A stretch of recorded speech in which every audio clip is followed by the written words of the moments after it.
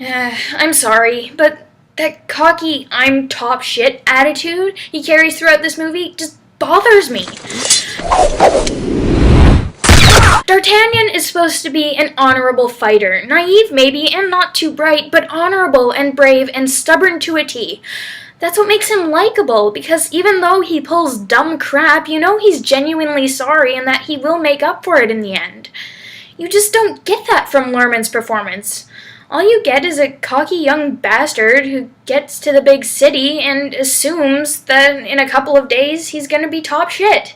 And it happens. Just...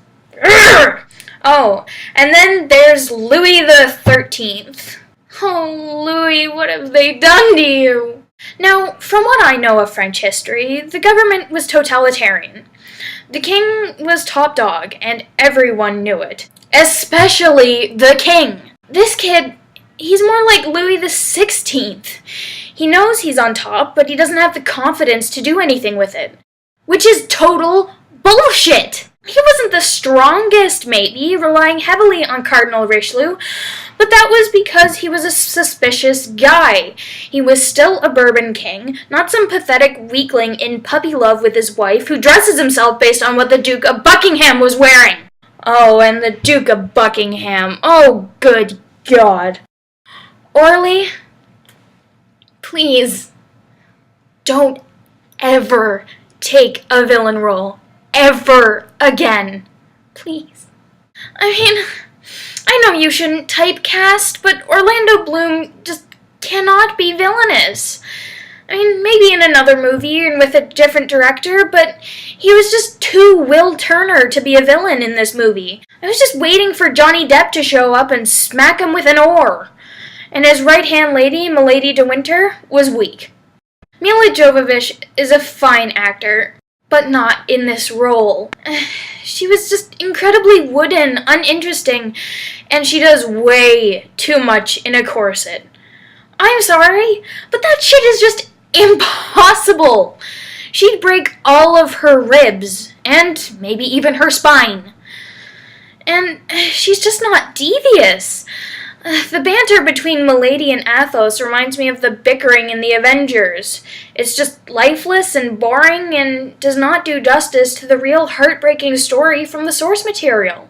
Guys, I can see that you meant well, but some of your casting choices were just pathetic.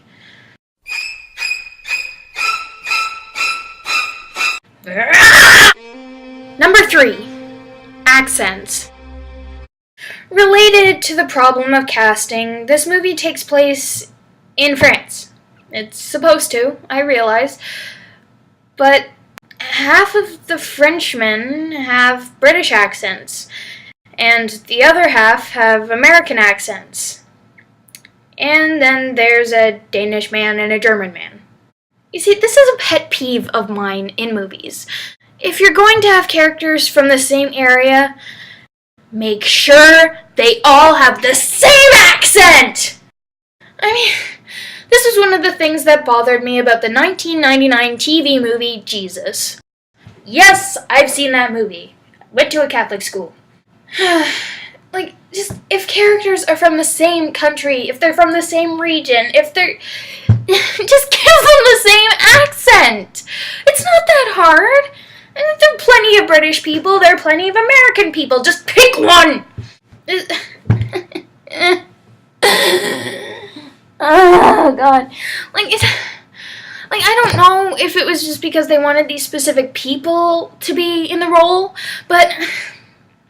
just make the Americans do British accents, or make the British people do American accents. Just give them the same accent! I mean, I know D'Artagnan's from the country or whatever, so I guess it would be understandable that he's got, like, a different accent or different dialects, but, like, that's no excuse for, like, it just bothered me. Like, throughout the whole thing, I was just like, okay, I know they're all supposed to be French, and, like, saying that they should all have British accents or American accents is kind of silly because, hell, they're supposed to be speaking French, but you know what?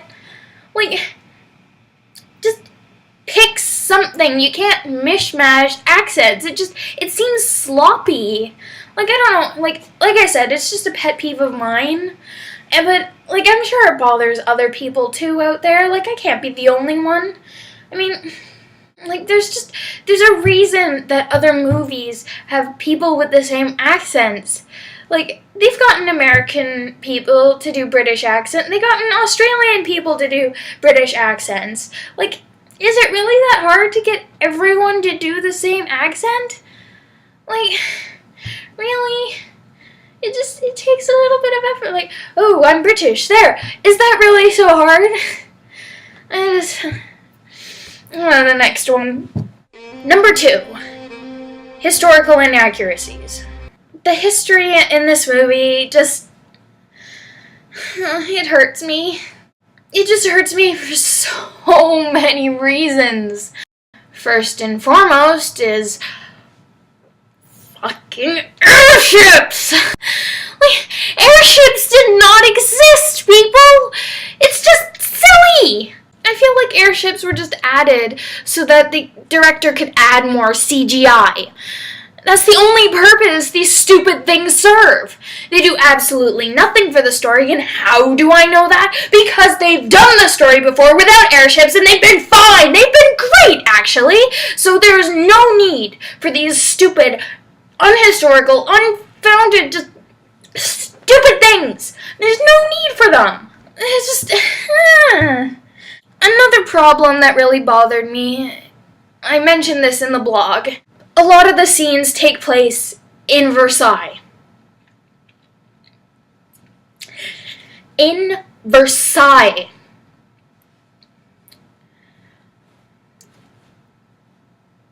This story takes place in the time of Louis XIII.